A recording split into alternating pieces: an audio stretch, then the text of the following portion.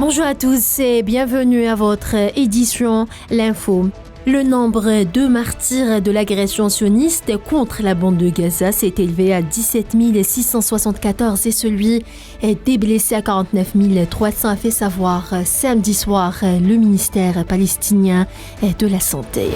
Le veto américain opposé à une résolution du Conseil de sécurité de l'ONU appelant un cessez-le-feu humanitaire immédiat à Gaza qui subit une agression sioniste sans précédent a suscité samedi de vives condamnations de la part de la communauté internationale. Le ministère palestinien des Travaux publics et du logement Mohamed Ziara a fait savoir hier que plus de 25% des zones urbaines de la bande de Gaza ont été complètement effacées de la carte à cause de l'agression sioniste dévastatrice en cours depuis le 7 octobre dernier. Voilà pour ce qui est des derniers développements en Palestine et dans le reste de l'actualité. Le ministre algérien des Affaires étrangères Ahmed Attaf est arrivé hier samedi à Doha pour représenter le président algérien Abdelmajid Tebboune aux travaux de la 21e édition du Forum de Doha qui débute ce dimanche, indique un communiqué du ministère.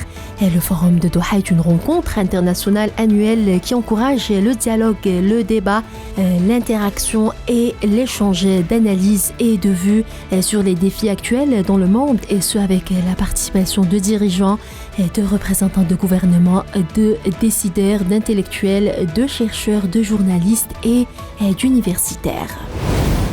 Le président de l'Assemblée populaire nationale, Brahim Bourali, représentera ce dimanche le président algérien Abdelmajid Tebboune à la cérémonie d'investiture du nouveau président argentin. Kabir Milei, indique un communiqué de l'APN. En Égypte, les Égyptiens ont commencé à voter ce dimanche pour l'élection présidentielle, rapportent des médias sur place. Quelques 67 millions d'électeurs sont appelés à aller aux urnes dimanche, lundi et mardi avant les résultats officiels le 18 décembre. Le vice-président iranien Mohamed Mokber a déclaré hier samedi que son pays est déterminé à développer la coopération économique avec la Syrie. Selon l'agence de presse officielle iranienne IRNA, Mokber a fait ses remarques lors d'une rencontre avec le premier ministre syrien Hussein Arnous en visite à Téhéran, décrivant les relations bilatérales comme stratégiques, étroites et cordiales.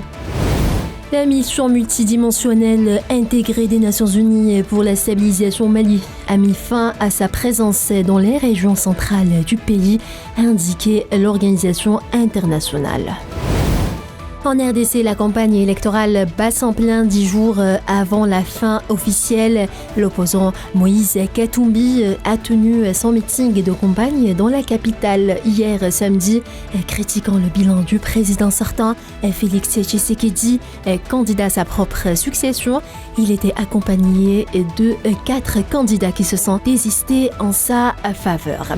Et puis aux États-Unis, des tornades et de violentes intempéries se sont abattues hier sur l'État américain du Tennessee et ont fait au moins 6 morts, endommageant gravement des habitations et provoquant des pannes d'électricité selon les autorités.